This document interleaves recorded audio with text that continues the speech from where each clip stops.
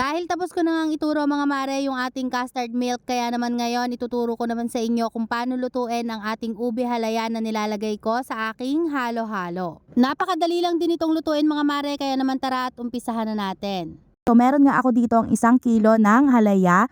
At una nga mga mare, lalagain muna natin ito o papakuluan natin hanggang sa tuluyan ng maluto o lumambot itong ating ube halaya. At pagkatapos nga ng ilang minuto mga mare, eto nga at luto na itong ating ube halaya, kaya naman ang gagawin naman nating next ay medyo papalamigin lang natin tapos ay babalatan natin to. At sa pagbabalat naman ito mga mare, medyo ninipisan lang natin para naman makuha pa rin natin yung natural na purple na kulay nitong ating ube halaya. After naman natin yung balatan mga mare, ay gagadgarin naman natin yan gamit itong ating gadgaran o pwede po kayong gumamit dito ng food processor. At eto na nga mga mare yung ating nagadgad na kamote o yung ating ube. So ang next naman mga mare ay pwede na tayong magluto.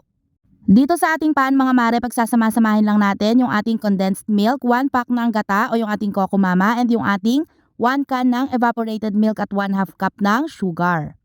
Pagkatapos naman ay haluin lang natin itong mabuti mga mare hanggang sa mag-well combine na yung mga nilagay natin ng mga ingredients. Saka natin ilalagay dito yung ating ginadgad na ube halaya. At pagkatapos naman mga mare, hahaluin pa rin natin ito ng mabuti hanggang sa mag-well combine naman yung ating milk mixture and yung ating ginadgad na kamote. At this point mga mare, naka-turn off pa po yung ating apoy o yung ating kalan. And then kapag nahalo na natin ito ng mabuti, saka pa lang po natin sisindihan yung ating kalan. Tapos ay continuous lang natin itong hahaluin. At kapag nga ganitong kumukulo na mga mare, kailangan ay tuloy-tuloy na nga yung paghahalo natin dito para maiwasan po natin na masunog yung ilalim.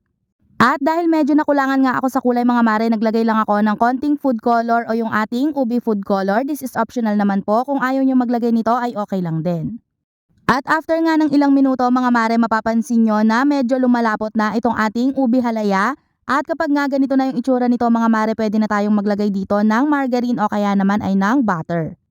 At ang nilagay ko pala dito mga mare ay margarine dahil hindi po available ang butter, pero kung butter naman ang available sa inyo ay okay lang din po.